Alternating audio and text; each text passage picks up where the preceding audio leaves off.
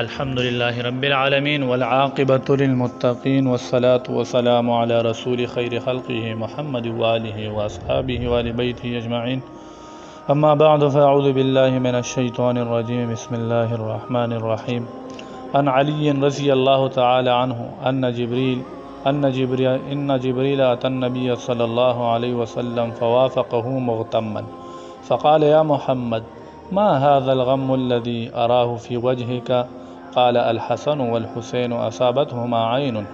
قال: صدق بالعين، فإن العين حق. أفلا عوزتهما بهؤلاء الكلمات؟ قال: وما هن يا جبريل؟ قال: قل اللهم ذا السلطان العظيم إلى آخره.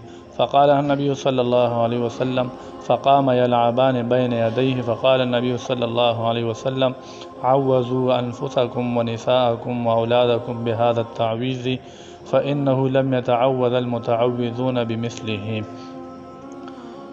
سانو مشرانو کشرانو تموردونکو دا دعا د تخیم نبی علیہ الصلوۃ والسلام نه علی رضی الله عنه نقل کړي. فضیلت هداري علی رضی الله فرمایي جبرئیل امین یو ورځ نبی علیہ الصلوۃ والسلام ته راغلل. نبی علیہ الصلوۃ والسلام په هغه ټیم کې ډیر زیات پریشان. جبرئیل امین وته یا محمد ته پریشانی د څه خبره ده چې ستا په مخ کې زینه ما. نبی علیہ الصلوۃ والسلام ته فرمایي: الحسن والحسین اصابتهما عین. حسن او حسین د چې نظر لګیدل دي، بیمار شوي دي. نو ته صدق بالعین، دا رښتونه دي. ولې؟ فإن العین حق. دا عین دا نظر چې دی دا حق دی. نظر د هر چا ته لګیدلی شي، رونو هر چا باندې نظر دا لګیدلی شي.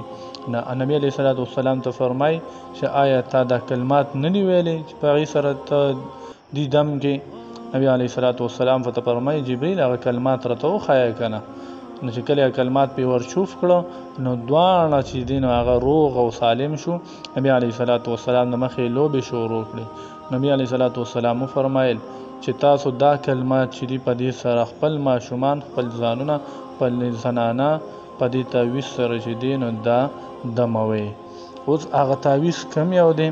نو هغه دا دی: اللهم ذا السلطان العظیم والمن القدیم ذا الوجه الكريم ولي الكلمات التامات والدعوات المستجابات عافي. چې د چا نوم یې د هغه نوم بدي دی کې والی عافي من انفس الجن واعین الانس. دا کلمات دی: اللهم ذا السلطان العظیم والمن القدیم ذا الوجه الكريم ولي الكلمات التامات والدعوات المستجابات.